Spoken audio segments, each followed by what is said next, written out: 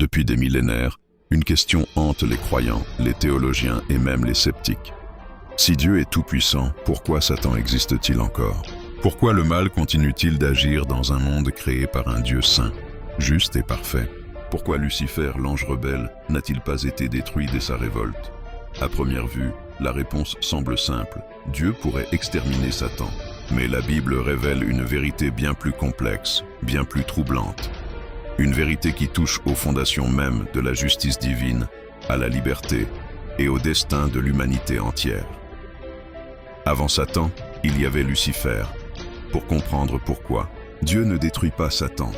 Il faut revenir avant la chute, avant le chaos, avant le péché. Lucifer n'était pas un démon. Il était un chérubin protecteur, une créature de lumière, d'une beauté et d'une intelligence incomparables. Tu étais le sceau de la perfection, plein de sagesse, parfait en beauté. Ézéchiel 28:12. Créé sans défaut, Lucifer occupait une place élevée dans la hiérarchie céleste. Il marchait au milieu des pierres étincelantes. Il connaissait Dieu, non pas comme les humains, mais face à face. Et pourtant, quelque chose est né en lui. La naissance du mal, un choix, pas une création. La Bible est claire. Dieu n'a pas créé le mal. Le mal est né d'un choix libre. Ton cœur s'est élevé à cause de ta beauté. Tu as corrompu ta sagesse par ton éclat. Ézéchiel 28:17. Lucifer a voulu plus de gloire, plus de pouvoir, plus de reconnaissance. Dans Ésaïe 14, il déclare dans son cœur: Je monterai au ciel, j'élèverai mon trône au-dessus des étoiles de Dieu, je serai semblable au Très-Haut. Ce n'était pas une simple rébellion. C'était une tentative de renversement du gouvernement divin. Et une partie des anges l'a suivi. Pourquoi Dieu n'a-t-il pas détruit Satan immédiatement? C'est ici que le mystère commence vraiment. Si Dieu avait détruit Lucifer sur le champ, que se serait-il passé dans l'univers? Les anges auraient obéi, mais par peur, pas par amour. Le doute se serait installé dans les cieux. Dieu détruit-il ceux qui posent des questions? Est-il vraiment juste ou simplement tout-puissant? Dieu gouverne sur un principe fondamental. L'amour ne peut pas être forcé. La loi divine et la justice universelle, Dieu est juste. Et la justice implique un procès, une révélation complète des faits. Satan accuse Dieu depuis le début. Il l'accuse d'être injuste, autoritaire, menteur. Il est l'accusateur de nos frères. Apocalypse 12:10. Si Dieu avait exterminé Satan sans laisser le temps à ses accusations d'être révélées, l'univers aurait servi Dieu par crainte, pas par conviction. Le mal devait se dévoiler lui-même. Le mensonge devait se montrer tel qu'il est. La terre, le théâtre du grand conflit, et c'est ici que l'humanité entre en scène. La Bible révèle que la terre est devenue le champ de bataille entre le bien et le mal. Nous n'avons pas à lutter contre la chair et le sang, mais contre les puissances spirituelles dans les lieux célestes. Éphésiens 6:12. Lorsque Satan trompe Adam et Ève, il revendique un droit sur ce monde, non par force, mais par séduction. Dieu permet cela, non parce qu'il est faible, mais parce qu'il respecte les règles de sa propre justice. Pourquoi Dieu agit-il lentement? Pour l'homme, le temps est court. Mais pour Dieu, un jour est comme 1000 ans.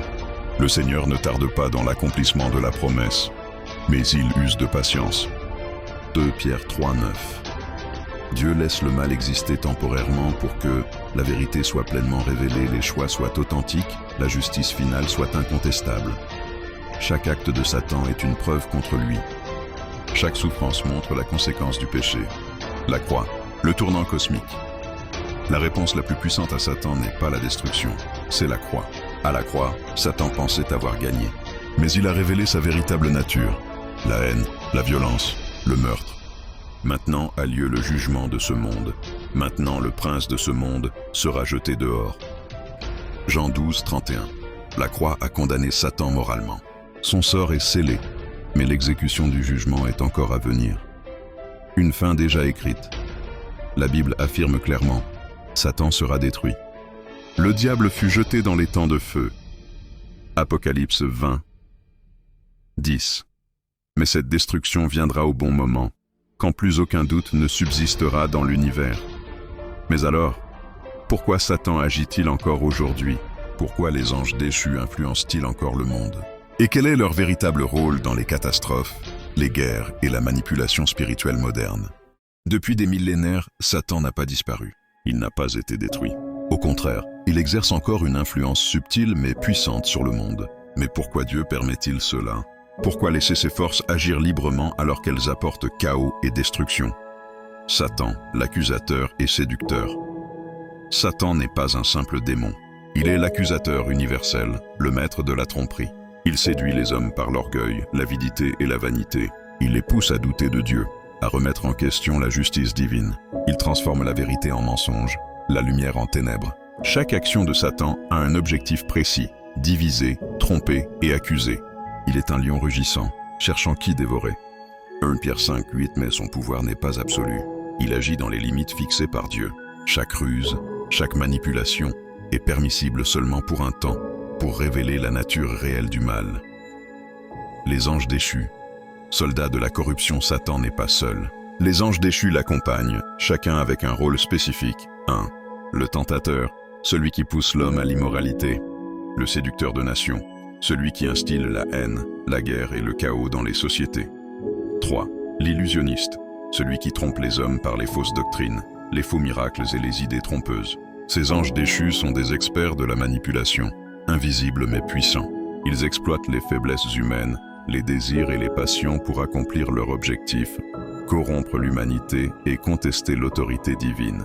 Le libre arbitre, l'arme la plus redoutable. Dieu ne détruit pas Satan immédiatement, car l'univers est un théâtre de libre arbitre. Chaque choix humain révèle la vérité sur le bien et le mal. Chaque acte de rébellion de Satan sert à montrer le danger de l'éloignement de Dieu. Chaque tentation est une preuve du courage et de la fidélité des croyants. Le mal existe donc comme un révélateur, et non comme un créateur de chaos absolu. Les signes du combat spirituel aujourd'hui. Même dans notre époque moderne, le combat continue. Les conflits, guerres et injustices mondiales sont des manifestations de la lutte entre le bien et le mal. Les scandales, corruption et tromperie sociale sont les traces du travail subtil des anges déchus. La séduction par les idéologies fausses ou extrêmes reflète la stratégie de Satan pour détourner l'humanité. Dieu permet tout cela pour que la lumière de la vérité brille plus intensément lorsque le jugement final viendra. La patience divine est l'épreuve de l'humanité. Dieu est patient, infiniment patient. Chaque génération, chaque civilisation est mise à l'épreuve. Le Seigneur est patient envers vous, ne voulant pas qu'aucun périsse, mais que tous arrivent à la repentance. 2 Pierre 3:9. Satan et ses anges déchus ne règnent pas éternellement, mais leur présence permet de tester la foi, le courage et la fidélité des hommes. Chaque décision humaine devient un témoin dans le procès cosmique final, où le mal sera jugé sans contestation possible. Un combat invisible mais réel. Pour l'homme ordinaire, ses forces sont invisibles, mais elles agissent sur tous les aspects de la vie. Spirituelle, tentation, doute, mensonge, physique, guerre, famine, catastrophe, mentale et émotionnelle, peur, orgueil, haine. Le monde est un champ de bataille où les anges de lumière et les anges déchus s'affrontent. Nous ne combattons pas contre la chair et le sang, mais contre les puissances spirituelles. Éphésiens 6:1. Et Dieu observe tout. Chaque choix, chaque épreuve, chaque victoire est enregistrée. Chaque acte de mal révèle la vérité sur le cœur humain et sur le cœur des anges rebelles. Mais que se passera-t-il lorsque le jugement final arrivera? Comment la justice divine se manifestera-t-elle pour éliminer définitivement Satan et ses anges? Et que devons-nous faire aujourd'hui pour résister à ces forces invisibles? Depuis le commencement du conflit, une chose est certaine, Satan n'échappera pas à la justice divine. La Bible n'annonce pas un combat éternel entre le bien et le mal. Elle annonce une fin claire, définitive et irrévocable. Mais cette fin ne viendra pas dans la précipitation. Elle viendra au moment où toute la création reconnaîtra que Dieu est juste. Un jugement public, universel et incontestable. Le jugement de Satan n'est pas un acte secret. Il est public, cosmique et éducatif pour l'univers entier. Le jugement s'est assis et les livres furent ouverts. 1 Daniel 7:10. Pourquoi des livres?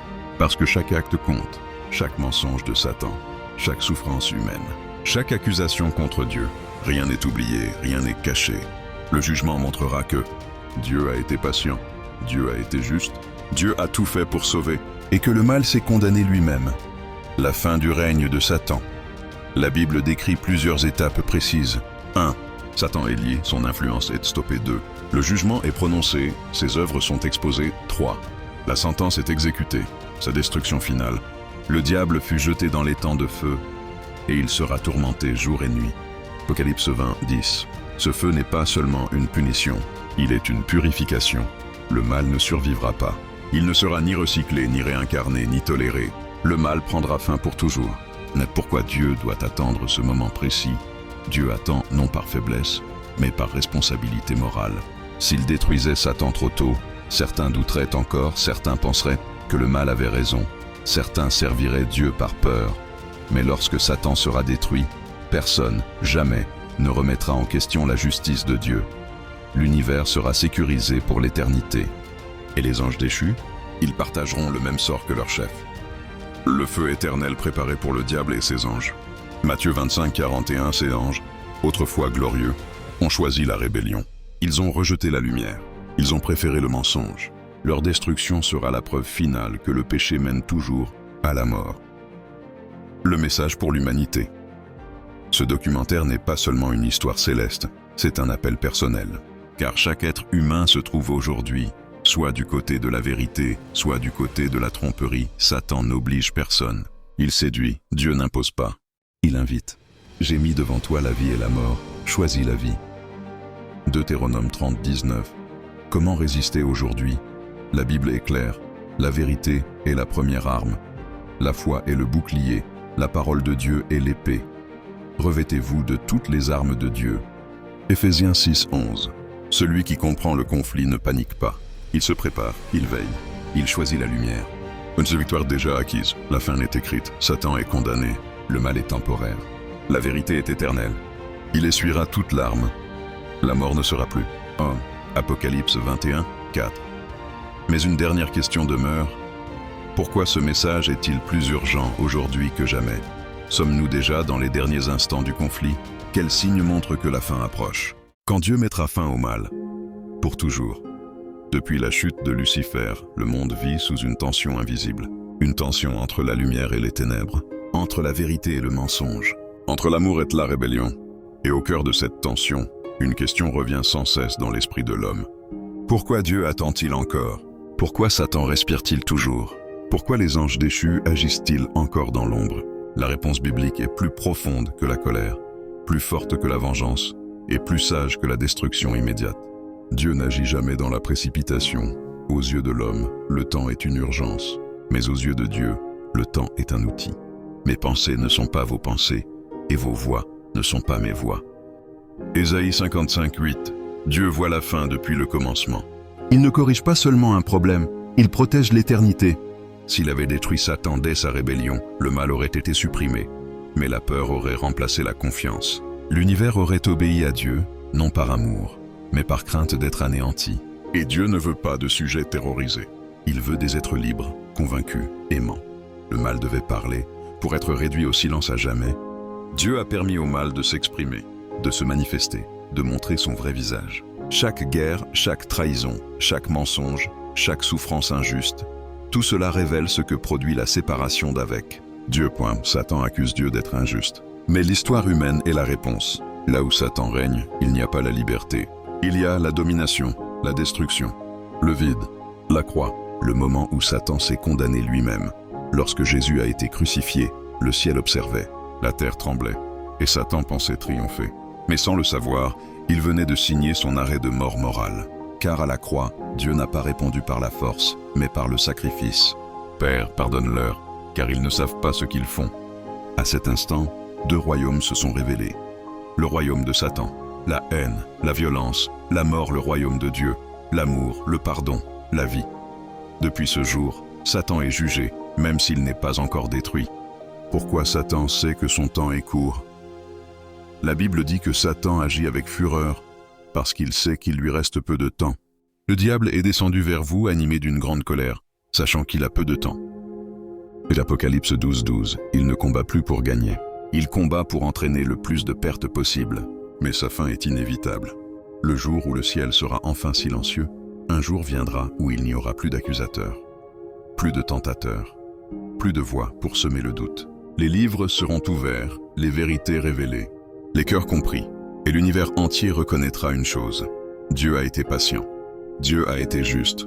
Dieu a été fidèle à l'amour. Même ceux qui se sont rebellés reconnaîtront qu'il est juste. La destruction finale, pas un châtiment aveugle, mais une délivrance. Quand Satan et les anges déchus seront détruits, Ce ne sera pas une scène de chaos, ce sera la fin de la souffrance. Il n'y aura plus ni mort, ni deuil, ni cri, ni douleur. Apocalypse 21:4. Le feu final n'est pas une torture éternelle sans but, mais une purification définitive de l'univers. Le mal ne reviendra plus, jamais. Un univers sans peur, sans tentation, sans chute. Imagine un monde où plus personne ne ment plus, personne ne trahit, plus personne ne souffre. Un monde où la liberté ne mène plus à la destruction, parce que tous auront compris le prix du mal. Voilà pourquoi Dieu a attendu. Et maintenant, le choix est devant nous.